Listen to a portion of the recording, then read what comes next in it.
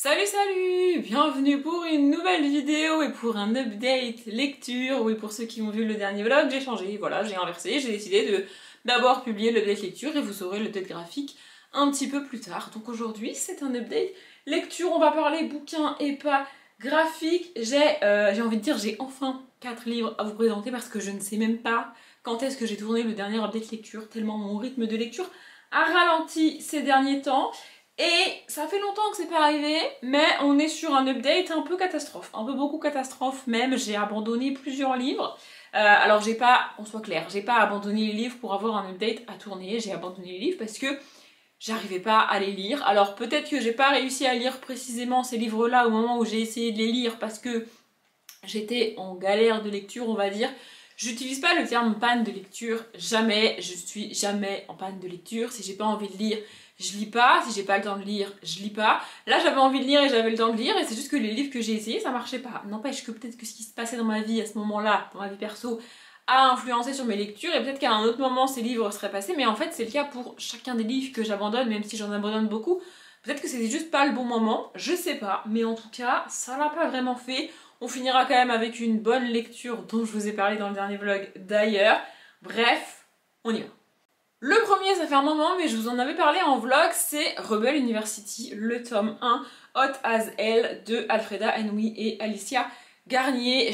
J'avoue, un petit peu cédé à la mode de lire ce livre-là. Tout le monde lisait ce livre-là, tout le monde en parlait. Je suis Alicia Garnier sur les réseaux, donc j'ai un peu suivi aussi quand elle faisait des vlogs écriture là-dessus, etc., etc. Et donc, j'avais envie d'essayer. C'est un livre que j'ai acheté neuf. J'achète 95 voire 99% de mes bouquins d'occasion, donc c'est quand même pas rien que je l'ai acheté neuf, vous voyez. Et dès que je l'ai acheté, je l'ai lu le mois d'après, je crois vraiment. Il n'est pas resté très longtemps dans ma palle, mais ça ne l'a pas fait du tout. En fait, il n'y a rien qui me dérange particulièrement dans ce bouquin, enfin il y a peut-être un petit truc quand même, mais j'aurais pu passer au-dessus, j'aurais pu quand même le lire, etc. Mais en fait, il n'y a pas eu de feeling avec ce bouquin. J'ai déjà expliqué en vlog, j'ai besoin que dans les premières pages, l'autrice ou les autrices ici me donnent un élément qui me convainque de lire le bouquin. En fait, j'ai acheté le livre parce que j'avais envie de le lire, parce que c'est une romance. Je connaissais pas le résumé avant de commencer le bouquin réellement. Je savais juste que c'était une romance écrite par deux autrices françaises. C'est tout. Bon, avec le titre, a priori, on allait être à l'université, tu vois, mais c'est tout. Et donc, en fait, c'est pas le résumé qui me convainc de lire le bouquin, c'est ce qu'il y a autour, ce dont j'ai entendu parler autour du bouquin. Je sais pas si c'est très français ma phrase, mais je pense que vous avez compris. Qui en a parlé, qui a aimé, des gens que je peux suivre, etc.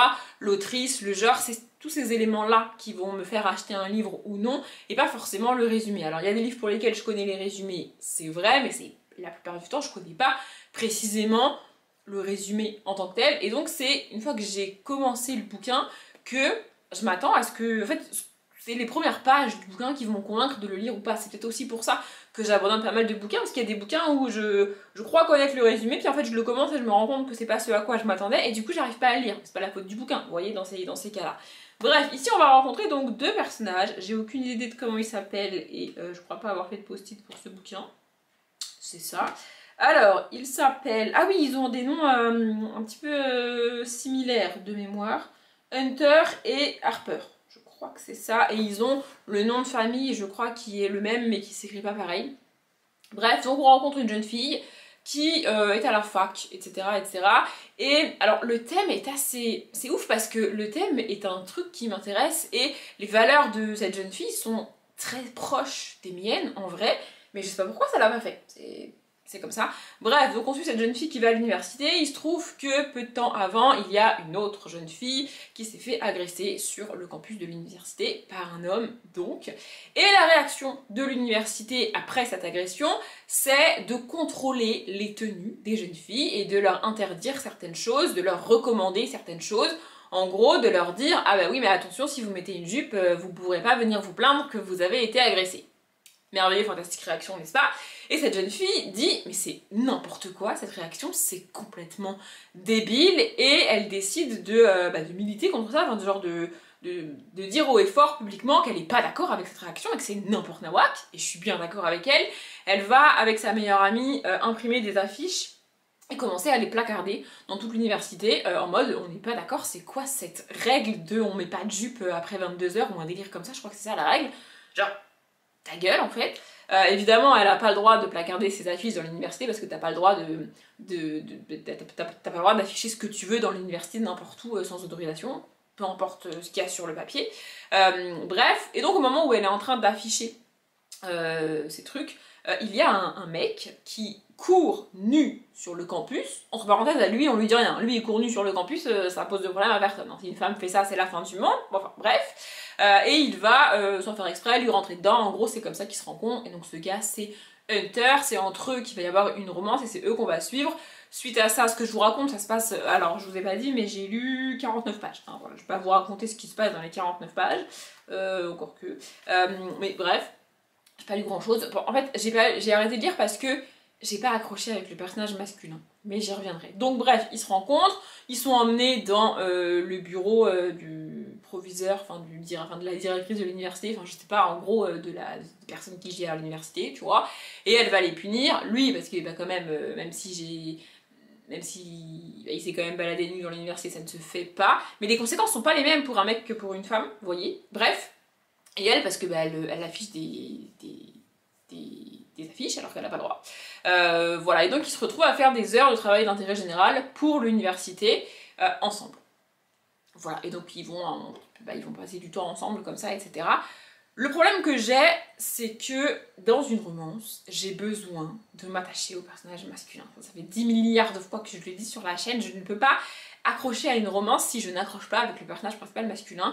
Et là, Hunter, alors c'est pas qu'il est un connard, pas du tout, vraiment il a l'air très gentil, très sympathique, il fait du sport, donc il a un peu ce côté un peu, comment dire, un peu mec qui fait du sport dans l'université, avec toutes les filles qui lui courent après, il est un peu... Vous voyez, c'est pas l'intello de la fac, vous voyez ce que je veux dire?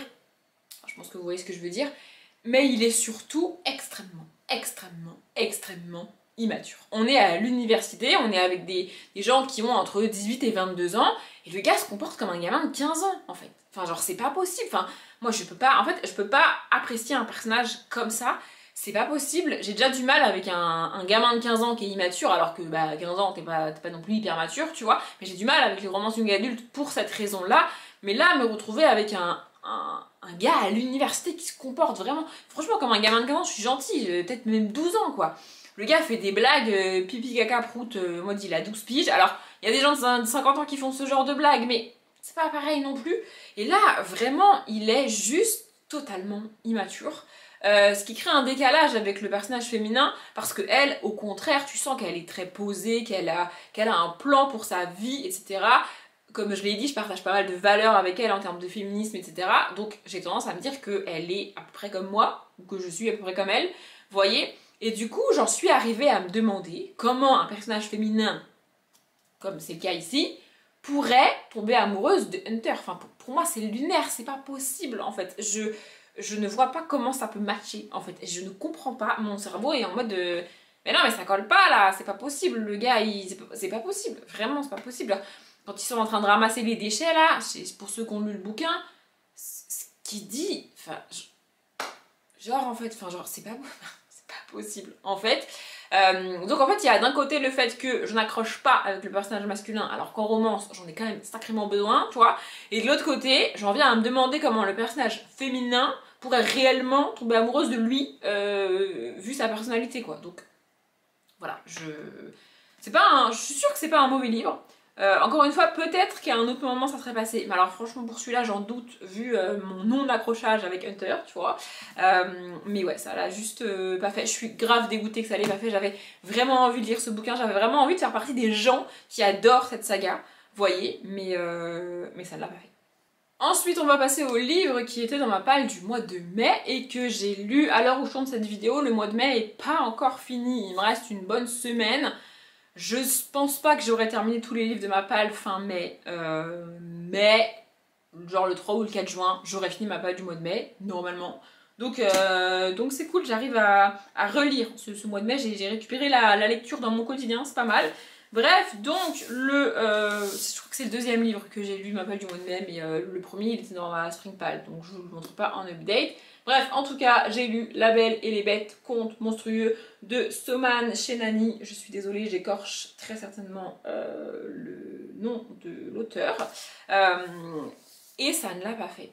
En fait, c'est un recueil de nouvelles. Ici, réécriture des contes. Donc, des contes que nous, on connaît principalement sous Disney, mais des contes d'Andersen globalement, et de Charles Perrault, etc. Enfin, voilà, Le Petit Chaperon Rouge, etc., etc. Tous ces contes-là, enfin, plusieurs des contes comme ça. Et en fait, de base, j'aime pas trop les recueils de nouvelles. En fait, j'aime pas trop les recueils de nouvelles parce que ça veut dire qu'à chaque début de nouvelle, il faut que l'auteur ou l'autrice me reconvainque de lire la nouvelle. Vous voyez, c'est pas parce que j'ai aimé la première que je vais aimer toutes les autres. Et donc, en fait, ça découpe ma lecture et ça me demande énormément d'investissement. Vraiment, de lire un recueil de nouvelles. Mais celui-là, je l'ai pas acheté. D'ailleurs, je vous le montre avec la jaquette parce que bah, j'ai gardé la jaquette pour vous, mais sans la jaquette il ressemble à ça, je le trouve vraiment magnifique sans la jaquette, au dos il n'y a rien. Bref, je l'ai pas acheté hein, ce livre là, je l'ai reçu dans le calendrier Once Upon a Book, donc dans le calendrier de l'Avent. J'étais contente de l'avoir parce que je me suis dit bah comme ça je vais pouvoir essayer parce que de moi-même je l'aurais pas acheté. J'aime bien dans les calendriers de l'Avent recevoir des livres que de moi-même j'aurais pas acheté et vers lesquels j'aurais pas été. Alors parfois c'est des catastrophes mais parfois ça passe tu vois. Bref donc en gros c'est des réécritures de contes. J'en ai lu 2 ou 3 je crois. Attendez. J'ai lu Le Petit Chaperon Rouge, j'ai lu Blanche-Neige, j'en ai lu 4. J'ai lu La Belle au Bois dormant, j'ai lu Réponse et j'ai commencé Jack et le haricot magique. Et honnêtement, j'ai pas vu l'intérêt des réécritures. En fait, le souci, c'est alors Jack et le haricot magique, c'est pas vrai parce que je connais pas vraiment cette histoire, mais les 4 premières que je vous ai citées, je connais quand même très très bien ces histoires-là. Et bah, j'ai pas compris l'intérêt de la réécriture. Il n'y a pas grand chose qui change, il n'y a pas grand chose d'apporté. J'ai eu l'impression de relire les contes originaux, tu vois. Il n'y a pas vraiment de différence en fait. Du coup, je vois pas vraiment l'intérêt de réécrire un truc si c'est pour écrire quasiment la même version que la version originale que tout le monde connaît par cœur, en tout cas que je connais par cœur. Et ces toutes petites histoires, en fait, j'aurais préféré qu'ils choisissent un conte et qu'ils le réécrivent vraiment avec 300 pages de réécriture, tu vois. Mais là, écrit en tout petit, en pas beaucoup de pages, t'as pas le temps. Évidemment que t'as pas le temps. La première nouvelle, attends, je vais regarder combien de pages ça fait à chaque fois. Voilà, Le Petit Chaperon Rouge commence à la page 8 et la nouvelle suivante qui est Blanche-Neige commence à la page 26. La nouvelle d'après c'est 52, vous voyez, donc ça fait une vingtaine de pages à chaque fois, sachant que c'est illustré. Donc en fait, en une vingtaine de pages, t'as pas beaucoup de temps, enfin tu peux pas raconter énormément de choses non plus, tu vois. Et ouais, j'ai pas...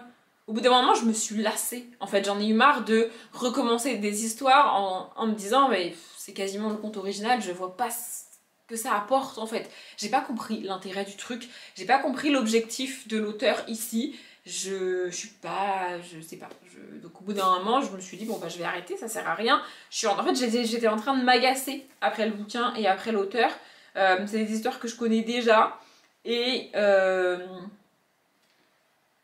oui, alors pour Le Petit Chaperon Rouge par exemple, qui est la première nouvelle, oui c'est quand même un petit peu différent du conte original. C'est pas un copier-coller du conte original, mais les différences sont vraiment minimes en fait. Enfin, c'est vraiment pas grand chose. Et donc, j'ai pas compris l'intérêt du bouquin. Donc, j'ai fini par arrêter de le lire, tout simplement. Pour le suivant, c'est exactement ce que je vous disais tout à l'heure, c'est ma faute. J'ai pas lu le résumé avant de l'acheter et avant de le commencer. Et du coup, ça ne l'a pas fait parce que c'est pas ce que je pensais y trouver. Donc, c'est la nouvelle de Cassandra O'Donnell. Je suis un peu dégoûtée parce que j'étais contente de lire Cassandra O'Donnell dans autre chose que du fantastique. Moi j'ai lu Cassandra O'Donnell, j'ai lu La Légende des Cadges, je suis en train de lire Rebecca Keane, Leonora Keane, etc. etc. C'est que des sagas de fantastique, voire de fantasy. Et là on est en contemporain. On est de base sur un thème qui est quand même particulièrement lié à ma vie, puisque de mes 3 ans à mes 27 ans, j'ai déménagé tous les 3-4 ans. Je n'exagère pas, c'est la réalité. Juste parce que mes parents avaient envie. Il n'y a pas de métier qui fait que... Il n'y a pas de raison particulière à ces déménagements, à part l'envie de changement continuel de mes parents. Voilà. Donc, déménager tout le temps, ça implique de changer d'école, très souvent, tu vois. C'est-à-dire que j'ai pas changé d'école seulement entre le primaire et le collège et entre le collège et le lycée. Non, j'ai eu 3 écoles primaires différentes, 2 collèges différents, et le lycée j'en ai eu qu'un. Non mais vraiment, on est resté mon lycée au même endroit, pas mal, tu vois. Donc être la nouvelle quelque part, je sais ce que c'est, tu vois. C'est pour ça que j'ai acheté ce bouquin-là.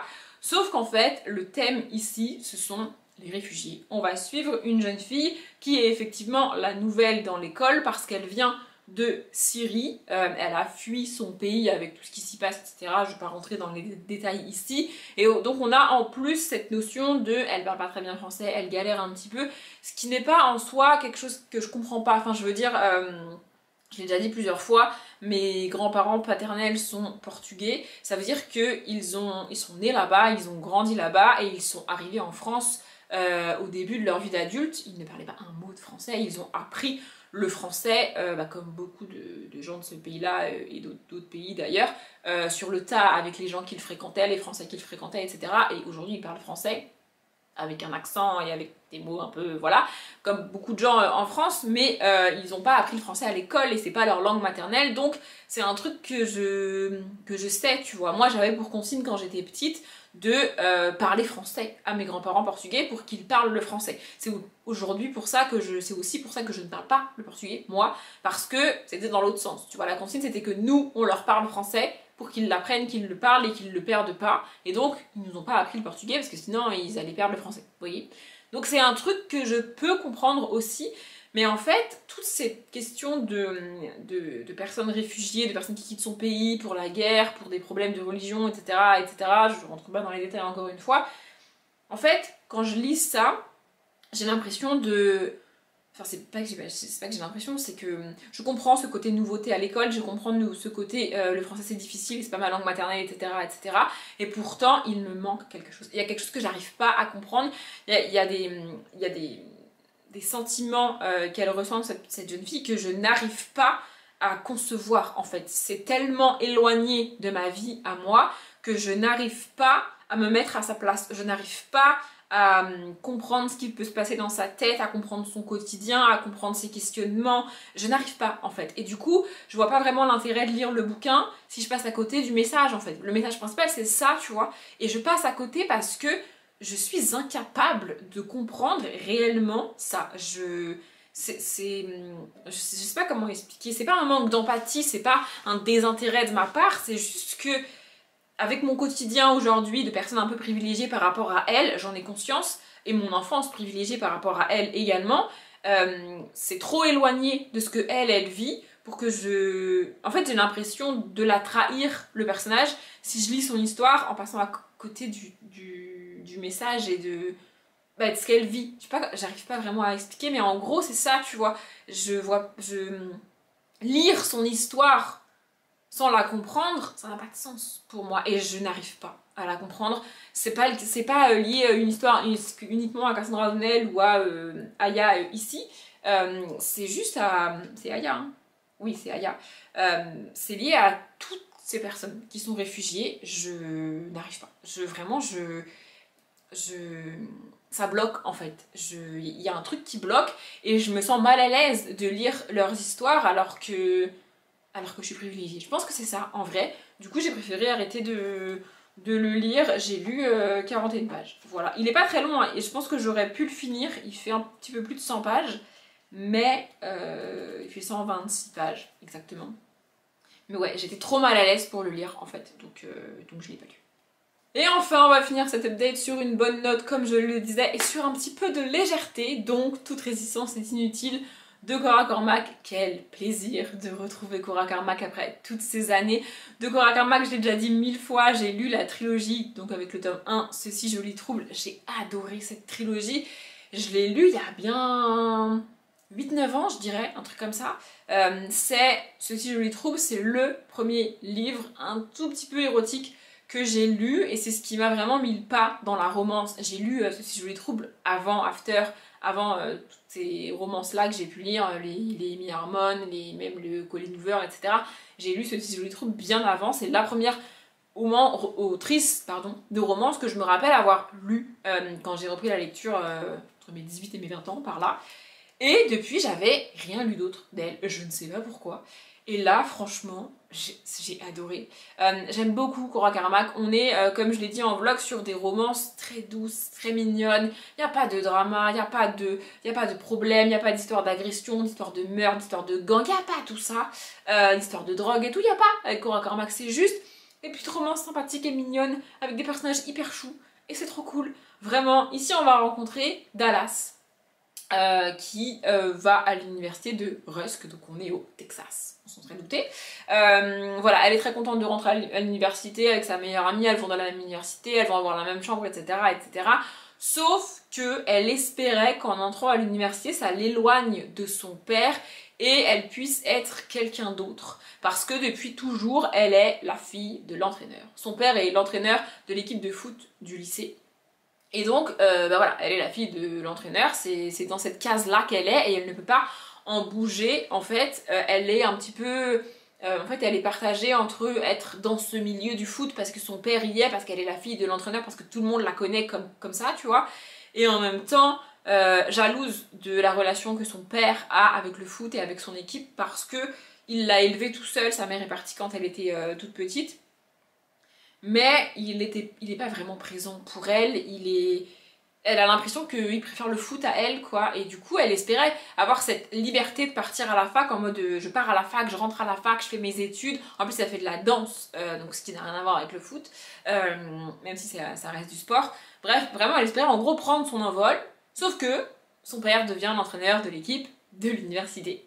Et donc elle est de nouveau cantonnée à ce rôle de fille de l'entraîneur, elle est grave dégoûtée, mais c'est la vie. Et de l'autre côté, on a Carson, c'est comme ça qu'il s'appelle, oui, qui galère un petit peu. Voilà, il n'a pas les moyens, il n'a pas eu de bourse, il est quarterback de foot, donc, enfin de foot américain. Du coup, oui, parce qu'on parle de foot américain, pas de soccer, du coup.